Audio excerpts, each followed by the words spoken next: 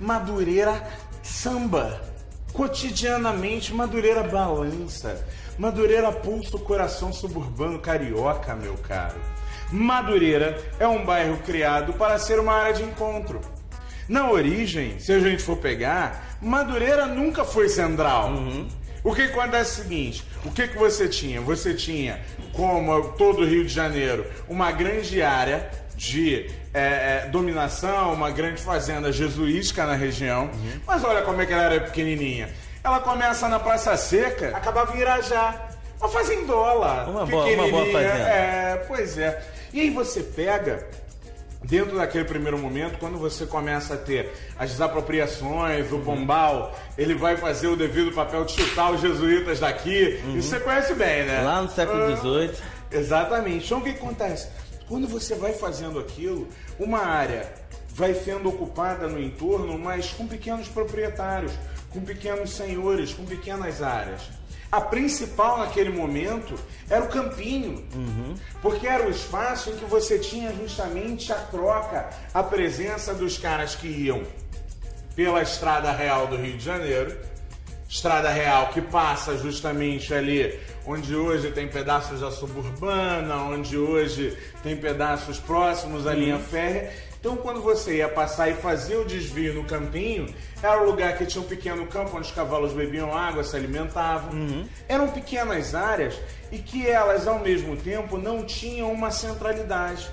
Até que você tem, justamente, Dom Pedrinho. Conhece Dom Pedrinho? Dom Pedrinho. Dom Pedrinho é um cara maneiro. Dom Pedro II vai pegar e vai ter como um dos objetivos reformar o Rio de Janeiro, transformar o Rio de Janeiro em algo mais veloz, mais eficiente, e vai estar criando a primeira estrada de ferro do Rio de Janeiro, mas que naquele momento ele estava pensando em transportar passageiros.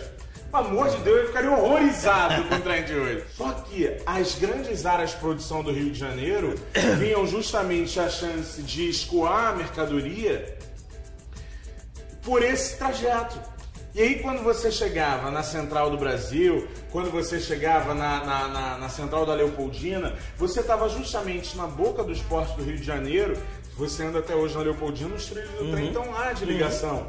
Porque a ideia é de você levar, abastecer o porto do Rio de Janeiro pelo trem. Ainda acham que o sistema de hoje é mais eficiente. Mas deixa pra lá. Madureira, ela acaba se tornando uma área que no início fica fora dessa conta. Quando o boiadeiro, que é que dá nome ao bairro, que é a família Madureira, ele ocupa aquela região, ele vai ter que negociar com os vizinhos, porque, amigo, quando o sujeito morre, tu acha que o inventário hoje dá problema? Antes do cartório antigo, daquele da letra bonita, você vai ter uma série de disputas, a área vai ficar em litígio durante muito tempo. Então você bota centrais, você bota ponto em Cascadura e você bota outro ponto de ferrovia em Oswaldo Cruz.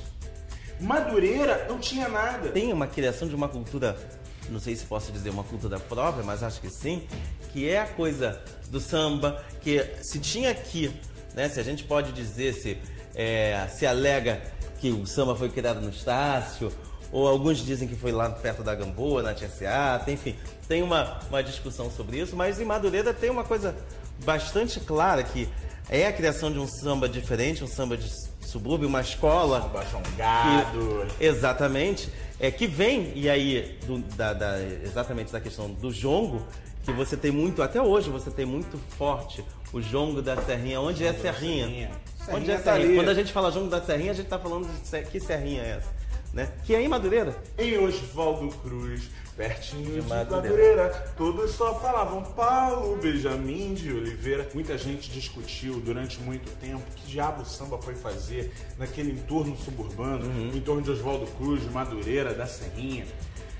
Quando você começa as reformas do centro do Rio de Janeiro, quando você começa os processos de expulsão do centro do Rio de Janeiro, essas populações elas vão precisar começar a buscar algum local, alguma área de ocupação. Então você aí já tem o início, primeiro vão pela linha do trem, como a gente falou, depois, já na década de 60, novas reformas, década de 50, na verdade, novas reformas, questão do automóvel sendo introduzido como uma nova febre brasileira, que é o Automóvel Clube com o JK que me deixa mentir, essa figura e aí você vai ter justamente a construção de vias que de alguma forma possibilitasse a chegada e a saída e possibilitasse também a expulsão de determinados grupos que historicamente ocupavam ali ainda resquícios de algumas áreas dentro da cidade. Então, primeiro no século XIX, a ocupação daquele entorno, você teve a chegada de determinados grupos de origem quilombola, origens